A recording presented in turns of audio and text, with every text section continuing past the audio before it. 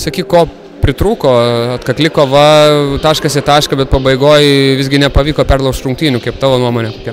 Nu, pabaiga jau yra sėkmės reikalas. Tiesiog neturėjome dasileisti iki tai, kad pabaiga spręstųsi paskutinėmis sekundėmis. Tiesiog ne viską patys išpildėme gynyboje, galėjome geriau susikalbėti gynyboje, leidom lengvų taškų įmesti. Taip pat buvo įdomaus traktavimo, kai atrodo vienoje pusėje mes negalėjom eiti kovoti kamuolių visur baudos, o jie galėjo daužytis. Atrodo, abi komandos taip pat stengiasi, kovoja iš visų jėgų, o švilpukai nevienodai, kaip matėme. Baudų, man atrodo, buvo statistika pas mumis 10, pas varžovus 2 vienu momentu. Tai buvo labai įdomu.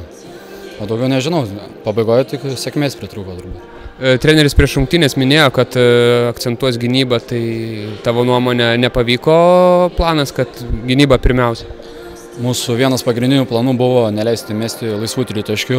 Jūs snaiperiams nes gerai metą, tai tą kaip ir išpildėme, įmėtė 7 tritaškius, tai nėra labai daug.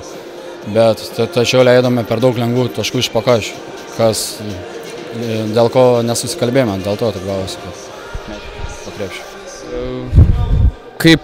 Pačiam kaip žaidėjai atrodo, ką jūs galėtumėt pasiekti šioje lygoje, kokie jūsų tikslai būtų kaip komandos?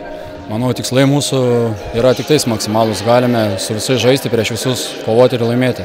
Tai tikrai tikiu, kad prasidėjus atkrintamosiam galėsim daug ką nustebinti ir patekti, kad ir į finalinį ketvirtą.